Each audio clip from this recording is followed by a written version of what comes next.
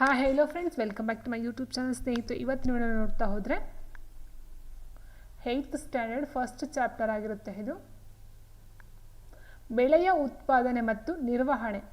So ಇದಕ್ಕೆ ಸಂಬಂಧಪಟ್ಟಂಥ ಕ್ವಶನ್ಸ್ಗಳ ಜೊತೆಗೆ ಎಕ್ಸ್ಪ್ಲನೇಷನ್ ಸಹ ನೋಡ್ತಾ ಹೋಗೋಣ ಸ್ನೇಹಿತರೆ. ಸೊ ಫಸ್ಟ್ ಕ್ವಶನ್ ನೋಡ್ತಾ ಹೋದರೆ, ಕೃಷಿ ಪದ್ಧತಿಯಲ್ಲಿ ಅನುಸರಿಸುವ ಮೊದಲ ಹಂತವೆಂದರೆ ಯಾವುದು ಅಂತ ಕೇಳಿದರೆ, ಬಿತ್ತನೆ ಮಾಡುವುದು, ಮಣ್ಣನ್ನು ಹದಗೊಳಿಸುವಿಕೆ, ಕೊಯ್ಲು ಮಾಡುವುದು, ಗೊಬ್ಬರವನ್ನು ಸೇರಿಸುವುದು. ಕೃಷಿ ಪದ್ಧತಿ ಮಾಡಬೇಕಾದ್ರೆ ಫಸ್ಟ್ ನಾವು ಏನು ಮಾಡಬೇಕು, ಬಿತ್ತನೆ ಮಾಡ್ತೀವಾ? ಇಲ್ಲ, ಅದಕ್ಕಿಂತ ಮೊದಲು ಏನು ಮಾಡ್ತೀವಿ, ಮಣ್ಣನ್ನು ಹದಗೊಳಿಸ್ತೀವಿ. ಹಾಗಾಗಿ ಆನ್ಸರ್ ಆಪ್ಷನ್ ಬಿ, ಮಣ್ಣನ್ನು ಹದಗೊಳಿಸುವಿಕೆ. ನೋಡಿ ಸ್ನೇಹಿತರೆ, ಬೆಳೆಯನ್ನು ಬೆಳಿಬೇಕಂತ ಹೇಳಿದರೆ ಫಸ್ಟ್ ನಾವು ಏನು ಮಾಡಬೇಕಾಗುತ್ತೆ, ಇಲ್ಲಿ ಬೆಳೆಗಳ ಕೃಷಿಯು ಒಂದು ನಿರ್ದಿಷ್ಟ ಕಾಲಾವಧಿಯಲ್ಲಿ ರೈತರು ಕೈಗೊಳ್ಳುವಂತಹ ಅನೇಕ ಚಟುವಟಿಕೆಗಳನ್ನು ಒಳಗೊಂಡಿರ್ತಕ್ಕಂಥದ್ದಾಗಿರುತ್ತೆ. ಈ ಚಟುವಟಿಕೆಗಳು ಒಬ್ಬ ಮಾಲಿ ಅಥವಾ ಸ್ವತಃ ನೀವೇ ನಿಮ್ಮ ಮನೆಯಲ್ಲಿ ಅಲಂಕಾರಿಕ ಸಸ್ಯಗಳನ್ನು ಬೆಳೆಯುವಾಗ ಕೈಗೊಳ್ತಕ್ಕಂಥ ಒಂದು ಚಟುವಟಿಕೆಗಳನ್ನು ನೋಡ್ತಾ ಹೋದರೆ ನಾವು ಕೆಲವೊಂದು ಚಟುವಟಿಕೆಗಳು ಕಂಡು ಬರುತ್ತವೆ. ಸೊ ಅಂಥದ್ದನ್ನು ನಾವು ಕೃಷಿ ಪದ್ಧತಿಗಳು ಅಂತ ಕರಿತೀವಿ. ಈ ಕೃಷಿ ಪದ್ಧತಿಯಲ್ಲಿ ಬರ್ತಕ್ಕಂಥ ಚಟುವಟಿಕೆಗಳು ಯಾವುದೆಲ್ಲ ಮಾಡಬೇಕು ಅಂತ ನಾವು ನೋಡೋದಾದ್ರೆ ಸ್ನೇಹಿತರೆ, ಮೊಟ್ಟ ಮೊದಲಿಗೆ ನೋಡ್ತಾ ಹೋದರೆ ಮಣ್ಣನ್ನು ಹದಗೊಳಿಸಬೇಕಾಗುತ್ತೆ. ಅಂದರೆ ಈ ಒಂದು ಮಣ್ಣು ಅಂತಕ್ಕಂಥದ್ದನ್ನ ಏನಾದರೂ ಅದು ಉಳುಮೆ ಮಾಡಿ ಆಗಿರ್ಬೋದು ಅಥವಾ ಆ ಟ್ರ್ಯಾಕ್ಟರಿಂದ ಓಡಿಸಾಗಿರ್ಬೋದು, ಫಸ್ಟ್ ನಾವು ಮಣ್ಣನ್ನು ಹದಗೊಳಿಸಬೇಕು. ಅದಾದ ನಂತರ ನಾವು ಬಿತ್ತನೆಯನ್ನು ಮಾಡ್ತೀವಿ. ಬಿತ್ತನೆ ಆದ ನಂತರ ರಸಗೊಬ್ಬರಗಳನ್ನು ಸೇರಿಸ್ತಕ್ಕಂಥದ್ದಾಗಿರುತ್ತೆ. ಅದಾದ ನಂತರ ನೀರಾವರಿ ಮಾಡ್ತಕ್ಕಂಥದ್ದು. ನೀರಾವರಿ ಮಾಡಿದ ನಂತರ ಅದು ಸ್ವಲ್ಪ ಬೆಳೆದಾದ್ಮೇಲೆ ಕಳೆ ಬರುತ್ತೆ. ಕಳೆಗಳಿಂದ ರಕ್ಷಣೆಯನ್ನು ಮಾಡಬೇಕು. ರಕ್ಷಣೆ ಆದ ನಂತರ ಕೊಯ್ಲು ಮಾಡಿ ಅದನ್ನು ಸಂಗ್ರಹಣೆ ಮಾಡ್ತಕ್ಕಂಥದ್ದು. ಇದು ಈ ಒಂದು ಬಿತ್ತನೆಯ ಒಂದು ಹಂತಗಳಂತ ಹೇಳಬಹುದಾಗಿದೆ ಸ್ನೇಹಿತರೆ, ಹಂತಗಳು. ಸೊ ಹಾಗಾಗಿ ಇಲ್ಲಿ ಫಸ್ಟ್ ನಾವು ಏನು ಮಾಡಬೇಕು, ಮಣ್ಣನ್ನು ಹದಗೊಳಿಸ್ತಕ್ಕಂಥದ್ದಾಗುತ್ತೆ. ಮಣ್ಣನ್ನು ಹದ ಅಂತ ಹೇಳಿದಾಗ ನೋಡಿ, ಇಲ್ಲೇ ಬೆಳೆಯನ್ನು ಬೆಳೆಯುವ ಮೊದಲು ಮಣ್ಣನ್ನು ಹದಗೊಳಿಸುವುದು ಕೃಷಿಯ ಮೊದಲ ಹಂತವಾಗಿರುತ್ತೆ. ಕೃಷಿಯಲ್ಲಿನ ಬಹುಮುಖ್ಯ ಕಾರ್ಯವೆಂದರೆ ಮಣ್ಣನ್ನು ತಿರುವಿ ಹಾಕುವುದು ಮತ್ತು ಅದನ್ನು ಸಡಿಲಗೊಳಿಸ್ತಕ್ಕಂಥದ್ದು. ಇದರಿಂದ ಏನಾಗುತ್ತೆ, ಬೇರುಗಳು ಮಣ್ಣಿನ ಆಳಕ್ಕೆ ಇಳಿಯಲು ಅದಕ್ಕೆ ಒಂದು ಸಹಾಯವನ್ನು ಮಾಡ್ದಂಗಾಗುತ್ತೆ. ಸೊ ಹಾಗಾಗಿ ಏನು ಮಾಡ್ತಾರೆ, ಬೇರುಗಳು ಅತ್ಯಂತ ಆಳಕ್ಕೆ ಹೋದರೂ ಸಡಿಲವಾದ ಮಣ್ಣು ಅವುಗಳ ಸುಲಭ ಉಸಿರಾಟಕ್ಕೆ ಅನುವು ಮಾಡಿಕೊಡುತ್ತದೆ. ಸೊ ಹಾಗಾಗಿ ಏನು ಮಾಡ್ತಾರೆ, ಮಣ್ಣನ್ನು ಮೊದಲು ಹದಗೊಳಿಸ್ತಕ್ಕಂಥ ಒಂದು ಕೆಲಸವನ್ನು ಮಾಡ್ತಕ್ಕಂಥದ್ದಾಗಿರುತ್ತೆ. ಇನ್ನು ಎರಡನೇ ಪ್ರಶ್ನೆ ನೋಡೋದಾದ್ರೆ, ಹಣ್ಣುಗಳನ್ನು ಬೆಳೆಸುವ ಕೃಷಿ ಭೂಮಿಯಲ್ಲಿ ಅನುಸರಿಸುವ ನೀರಾವರಿ ವಿಧಾನ ಯಾವುದು? ಹನಿ ನೀರಾವರಿ, ತುಂತುರು ನೀರಾವರಿ, ಸರಪಳಿ ಪಂಪ್ ಮತ್ತು ರಾಹಟ್ ನೀರಾವರಿ ವಿಧಾನ, ಏತ ನೀರಾವರಿ ವಿಧಾನ ಆಗಿರುತ್ತದೆ. ಸೊ ಹಣ್ಣುಗಳನ್ನು ಬೆಳೆಸ್ತಕ್ಕಂಥದ್ದನ್ನ ನೋಡ್ತಾ ಹೋದಾಗ ಸ್ನೇಹಿತರೆ ಯಾವುದು ಬರುತ್ತೆ ಅಂತ ಹೇಳಿದ್ರೆ, ಇಲ್ಲಿ ಹನಿ ನೀರಾವರಿ ಪದ್ಧತಿನ ನೋಡ್ತಾ ಹೋಗ್ತೀವಿ. ಆಪ್ಷನ್ 1 ಹನಿ ನೀರಾವರಿ. ನೋಡಿ ಸ್ನೇಹಿತರೆ,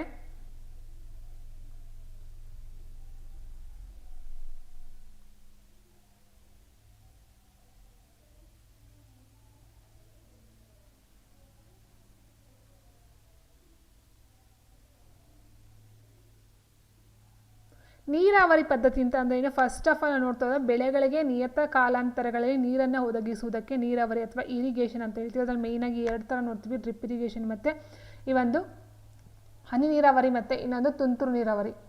ಓಕೆ, ಸೊ ಅದರಲ್ಲಿ ಏನಾಗಿದೆ, ನೀರಾವರಿಯ ಆಕಾರಗಳನ್ನು ಕೊಟ್ಟಿದ್ದಾರೆ. ಫಸ್ಟ್ ನಮಗೆ ಕೊಟ್ಟಿರ್ತಕ್ಕಂಥ ಪ್ರಶ್ನೆ ಏನಿದೆ, ರಾಟೆ ವಿಧಾನ, ಸರಪಳಿ ಪಂಪು, ಏತ ನೀರಾವರಿ ಮತ್ತು ರಾಹಟ್ ಅಂತ ಏನು ಕೊಟ್ಟಿದ್ದಾರೋ, ಇಲ್ಲಿ ಬಂದಿರತಕ್ಕಂಥ ಪ್ರಶ್ನೆ ಯಾವುದಿದೆ, ಹಣ್ಣುಗಳನ್ನು ಬೆಳೆಸಲು ಕೃಷಿ ಭೂಮಿಯಲ್ಲಿ ಅನುಸರಿಸ್ತಕ್ಕಂಥ ಒಂದು ನೀರಾವರಿ ವಿಧಾನ ಹನಿ ನೀರಾವರಿ. ತುಂತುರು ಎಲ್ಲಿ ಬರುತ್ತೆ ಅಂತ ನೋಡೋದಾದರೆ, ಅಥವಾ ಸರಪಳಿ ಪಂಪ್ ಮತ್ತು ರಾಹಟ್ ನೀರಾವರಿ ವಿಧಾನ ಅಂದರೆ ಯಾವುದು, ಏತ ನೀರಾವರಿ ವಿಧಾನ ಅಂದರೆ ಯಾವುದು, ಇದನ್ನೆಲ್ಲ ನೋಡ್ತಾ ಹೋದಾಗ ನೋಡಿ, ರಾಟೆ ವಿಧಾನ ಅಂತ ಅಂದರೆ ಸ್ನೇಹಿತರೆ ಇಲ್ಲಿದೆ ನೋಡಿ, ಇದು ರಾಹಟ್, ಇದು ಸರಪಳಿ ಪಂಪು, ಇದು ಅಗಳು, ಇದು ಏತ ನೀರಾವರಿ. ಓಕೆ, ನೋಡಿ ಇಲ್ಲಿ ನೀರನ್ನು ಮೇಲೆತ್ತಲು ಪಂಪ್ಗಳನ್ನು ಸಾಮಾನ್ಯವಾಗಿ ಬಳಸಲಾಗುತ್ತದೆ. ಡೀಸೆಲ್, ಜೈವಿಕ ಅನಿಲ, ವಿದ್ಯುತ್ ಮತ್ತು ಸೌರ ಶಕ್ತಿಯನ್ನು ಈ ಪಂಪ್ಗಳನ್ನು ನಡೆಸಲು ಬಳಸ್ತಕ್ಕಂಥದ್ದು ಆಗಿರುತ್ತೆ. ಇನ್ನು ನೆಕ್ಸ್ಟು ನೀರಾವರಿಯ ಇದು ಬಂದು ಸಾಂಪ್ರದಾಯಿಕ ವಿಧಾನ. ನೋಡಿ, ನೀರಾವರಿಯ ಸಾಂಪ್ರದಾಯಿಕ ವಿಧಾನಗಳಿವು. ಸಾಂಪ್ರದಾಯಿಕ ಅಂದರೆ ಹಿಂದಿನಿಂದ ಬಂದಿರತಕ್ಕಂಥದ್ದು. ಆ್ಯಂಡ್ ಈಗ ತುಂತುರು ವಿಧಾನ, ಸಾಕಷ್ಟು ನೀರಿನ ಲಭ್ಯತೆ ಇಲ್ಲದ ಮತ್ತು ಅಸಮವಾದ ಭೂಮಿಗೆ ಈ ವಿಧಾನವನ್ನು ಹೆಚ್ಚು ಉಪಯುಕ್ತವಾಗಿದೆ. ಅಂದರೆ ಮೇಲಿಂದ ತುಂತುರು ಅಂತ ಹೇಳಿದಾಗ ಮೇಲಿಂದ ಬಿಡ್ತಕ್ಕಂಥದ್ದಾಗಿರುತ್ತೆ. ಸೊ ಕೆಳಗಡೆ ಭೂಮಿ ಅಗ್ಗು ಬಾರ ಇದ್ದಾಗಲೂ ಸಹ ಅದೇನಾಗುತ್ತೆ, ಎಲ್ಲ ಕಡೆ ನೀರು ಹೊಡಿತಕ್ಕಂಥದ್ದು ಆಗಿರುತ್ತೆ. ಇನ್ನು ಹನಿ ನೀರಾವರಿ ಅಂತ ಹೇಳಿದಾಗ ಒಂದು ಬುಡಕ್ಕೆ ಸ್ವಲ್ಪ ಒಂದೊಂದೇ ತೊಟ್ಟು ನೀರನ್ನು ಹನಿಯನ್ನು ಬಿಡ್ತಕ್ಕಂಥದ್ದಾಗಿರುತ್ತೆ. ಈ ವಿಧಾನದಲ್ಲಿ ನೀರು ಹನಿ ಹನಿಯಾಗಿ ಬೇರುಗಳ ಬಳಿ ಬೀಳುತ್ತದೆ, ಆದ್ದರಿಂದ ಇದನ್ನು ಹನಿ ನೀರಾವರಿ ವಿಧಾನ ಅಂತ ಹೇಳ್ತೀವಿ. ಇದು ಹಣ್ಣಿನ ಗಿಡಗಳಿಗೆ, ಉದ್ಯಾನಗಳಿಗೆ, ಮರಗಳಿಗೆ ನೀರು ಹಾಯಿಸುವ ಅತ್ಯುತ್ತಮ ತಂತ್ರವಾಗಿರುತ್ತದೆ. ಹಾಗಾಗಿ ಇಲ್ಲಿ ಆನ್ಸರ್ ಯಾವುದಾಗುತ್ತೆ? ಆಪ್ಷನ್ 1 ಹನಿ ನೀರಾವರಿ. ಓಕೆ, ಹನಿ ನೀರಾವರಿ, ತುಂತುರು ನೀರಾವರಿ ಇವೆರಡು ಬಂದು ಆಧುನಿಕ.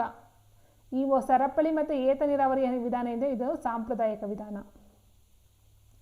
ನೆಕ್ಸ್ಟ್, ಬೆಳೆಗಳ ಕೃಷಿಯನ್ನು ಪ್ರತಿನಿಧಿಸುವ ಪ್ರಕ್ರಿಯೆ ಎಂದರೆ ಇವುಗಳನ್ನು ಬೆಳೆಸುವುದು. ಮನೆ ಚಾವಣಿಗಳ ಮೇಲೆ ಹೂವುಗಳನ್ನು ಬೆಳೆಸ್ತಕ್ಕಂಥದ್ದು, ತೋಟದಲ್ಲಿ ವಿವಿಧ ರೀತಿಯ ಸಸ್ಯಗಳನ್ನು ಬೆಳೆಸ್ತಕ್ಕಂಥದ್ದು, ಖಾಲಿ ಭೂಮಿಯಲ್ಲಿ ವಿಭಿನ್ನ ಸಸ್ಯಗಳನ್ನು ಬೆಳೆಸ್ತಕ್ಕಂಥದ್ದು, ಒಂದೇ ಸ್ಥಳದಲ್ಲಿ ದೊಡ್ಡ ಪ್ರಮಾಣದಲ್ಲಿ ಒಂದೇ ರೀತಿಯ ಸಸ್ಯಗಳನ್ನು ಬೆಳೆಸ್ತಕ್ಕಂಥದ್ದು. ಪ್ರಶ್ನೆ ಏನಿದೆ? ಬೆಳೆಗಳ ಕೃಷಿಯನ್ನು ಪ್ರತಿನಿಧಿಸುವ ಪ್ರಕ್ರಿಯೆ ಎಂದರೆ ಇವುಗಳನ್ನು ಬೆಳೆಸುವುದು. ಯಾವುದನ್ನು ಬೆಳೆಸ್ತಕ್ಕಂಥದ್ದಾಗಿರುತ್ತೆ? ಒಂದೇ ಸ್ಥಳದಲ್ಲಿ ದೊಡ್ಡ ಪ್ರಮಾಣದಲ್ಲಿ ಒಂದೇ ರೀತಿಯ ಸಸ್ಯಗಳನ್ನು ಬೆಳೆಸ್ತಕ್ಕಂಥದ್ದು. ಆಪ್ಷನ್ 3. ಆ್ಯಂಡ್ 4ನೇ ಪ್ರಶ್ನೆ, ಬೀಜಗಳನ್ನು ಕೃಷಿ ಭೂಮಿಯಲ್ಲಿ ಬಿತ್ತನೆ ಮಾಡುವ ಮೊದಲು ಮಣ್ಣನ್ನು ಈ ಉಪಕರಣದಿಂದ ಹದಗೊಳಿಸಬೇಕು. ಟ್ರ್ಯಾಕ್ಟರ್, ಗುದ್ದಲಿ, ಕೂರಿಗೆ, ನೇಗಿಲು, ಎಡೆಕುಂಟೆ, ಕಲ್ಟಿವೇಟರ್. ನೇಗಿಲು, ಕೂರಿಗೆ, ಟ್ರ್ಯಾಕ್ಟರ್. ಹೋರಿ, ಉಳುಮೆ ಮಾಡುವ ಯಂತ್ರ, ಟ್ರ್ಯಾಕ್ಟರ್. ಅಂದರೆ ಈ ಬಿತ್ತನೆ ಮಾಡೋದಕ್ಕಿಂತ ಮೊದಲು ಮಣ್ಣನ್ನು ಹದಗೊಳಿಸ್ತಕ್ಕಂಥ ಒಂದು ಕೆಲಸ ಏನು ಮಾಡ್ತಾರೋ ಅದನ್ನು ಹದಗೊಳಿಸ್ತಕ್ಕಂಥ ಒಂದು ಉಪಕರಣಗಳು ಯಾವ್ದಾವ್ದು ಅಂತ ಹೇಳಿದ್ರೆ, ಬೀಜಗಳನ್ನು ಕೃಷಿ ಭೂಮಿಯಲ್ಲಿ ಬಿತ್ತನೆ ಮಾಡುವ ಮೊದಲು ಮಣ್ಣನ್ನು ಈ ಉಪಕರಣದಿಂದ ಹದಗೊಳಿಸಲಾಗುವುದು ಅಂತ ಕೊಟ್ಟಿರೋ ಸ್ನೇಹಿತರೆ. ಆನ್ಸರು ಆಪ್ಷನ್ ಬಿ, ನೇಗಿಲು, ಎಡೆಕುಂಟೆ, ಕಲ್ಟಿವೇಟರ್. ನಾವು ನೋಡ್ತಾ ಹೋದ ಸ್ನೇಹಿತರೆ, ನೇಗಿಲು ಅಂತಕ್ಕಂಥದ್ದು ಏನಿದೆಯೋ ಅದು ಭೂಮಿಯನ್ನು ಉಳುಮೆ ಮಾಡಲು ಯೂಸ್ ಮಾಡ್ತಕ್ಕಂಥದ್ದಾಗಿರುತ್ತೆ. ಮಣ್ಣನ್ನು ಉಳುಮೆ ಮಾಡಲು, ಬೆಳೆಗೆ ಗೊಬ್ಬರವನ್ನು ಹಾಕಲು, ಕಳೆಗಳನ್ನು ತೆಗೆಯಲು, ಮಣ್ಣನ್ನು ಪುಡಿ ಮಾಡಲು ಮುಂತಾದ ಕೆಲಸಗಳಿಗೆ ಈ ಒಂದು ನೇಗಿಲನ್ನು ಯೂಸ್ ಮಾಡ್ತಕ್ಕಂಥದ್ದು ಒಂದಾಗಿರುತ್ತೆ. ಅದರ ಜೊತೆಗೆ ಎಡೆಕುಂಟೆ ಇದೊಂದು ಸರಳವಾದ ಉಪಕರಣವಾಗಿದ್ದು ಕಳೆಗಳನ್ನು ತೆಗೆಯಲು ಮತ್ತು ಮಣ್ಣನ್ನು ಸಡಿಲಗೊಳಿಸಲು ಬಳಸ್ತಕ್ಕಂಥದ್ದಾಗಿರುತ್ತೆ. ಆ್ಯಂಡ್ 3ನೇದು ಕಲ್ಟಿವೇಟರ್. ಸೊ ಇದು ಅಷ್ಟೇ, ಇತ್ತೀಚಿನ ದಿನಗಳಲ್ಲಿ ಟ್ರ್ಯಾಕ್ಟರ್ನಿಂದ ಎಳೆಯುವ ಕಲ್ಟಿವೇಟರ್ನಿಂದಾಗಿ ಉಳುಮೆಯನ್ನು ಮಾಡಲಾಗುತ್ತದೆ. ಸೊ ಕಲ್ಟಿವೇಟರ್ನ ಬಳಕೆಯಿಂದ ದೈಹಿಕ ಶ್ರಮ ಮತ್ತು ಸಮಯದ ಉಳಿತಾಯವಾಗುತ್ತದೆ. ಸೊ ಹಾಗೆ ಆನ್ಸರ್ ಯಾವುದು ಅಂತ ಹೇಳಿದ್ರೆ ಇಲ್ಲಿ ಆಪ್ಷನ್ ಬಿ, ನೇಗಿಲು, ಎಡೆಕುಂಟೆ ಮತ್ತು ಕಲ್ಟಿವೇಟರ್. ಆ್ಯಂಡ್ ನೆಕ್ಸ್ಟು, ಈ ಕೆಳಗಿನಲ್ಲಿ ರೈತನ ಮಿತ್ರ ಎಂದು ಕರೆಯಲ್ಪಡುವ ಜೀವಿ ಯಾವುದು? ಇಲಿ, ಎರೆಹುಳು, ದನಕರುಗಳು, ವಿಘಟಕ ಜೀವಿಗಳು. ರೈತನ ಮಿತ್ರ ಅಂತ ಕರಿತಕ್ಕಂಥದ್ದು ಯಾವುದು ಅಂತ ಹೇಳಿ ಸ್ನೇಹಿತರೆ? ಎರೆಹುಳು. Option B. ಮಣ್ಣನ್ನು ಸಡಿಲಗೊಳಿಸಲು, ಬೀಜಗಳನ್ನು ಬಿತ್ತಲು ಮತ್ತು ಕಳೆ ತೆಗೆಯಲು ಬಳಸಬಹುದಾದ ಸಾಧನವೆಂದರೆ ಅದು ನೇಗಿಲು, ಎಡೆಕುಂಟೆ, ಗುದ್ದಲಿ, ಕಲ್ಟಿವೇಟರ್. ಉತ್ತರ ಆಪ್ಷನ್ ಎ, ನೇಗಿಲು. ನಾವಿಲ್ಲಿ ನೋಡಿದ್ವಲ್ಲ, ಸೊ ನೋಡಿದ್ವಿ ಇಲ್ಲಿ ಇದೊಂದು ಸರಳ ಉಪಕರಣ. ಇದು ಕಳೆಗಳನ್ನು ತೆಗಿತಕ್ಕಂಥದ್ದು ಮತ್ತು ಮಣ್ಣನ್ನು ಸಡಿಲಗೊಳಿಸ್ತಕ್ಕಂಥದ್ದು ಎಡೆಕುಂಟೆ. ಆದರೆ ಮಣ್ಣನ್ನು ಉಳುಮೆ ಮಾಡಲು, ಬೆಳೆಗೆ ಗೊಬ್ಬರವನ್ನು ಹಾಕಲು, ಕಳೆಗಳನ್ನು ತೆಗೆಯಲು, ಮಣ್ಣನ್ನು ಪುಡಿ ಮಾಡಲು ಬಳಸ್ತಕ್ಕಂಥದ್ದು ನೇಗಿಲಾಗಿರುತ್ತೆ. So answer option A.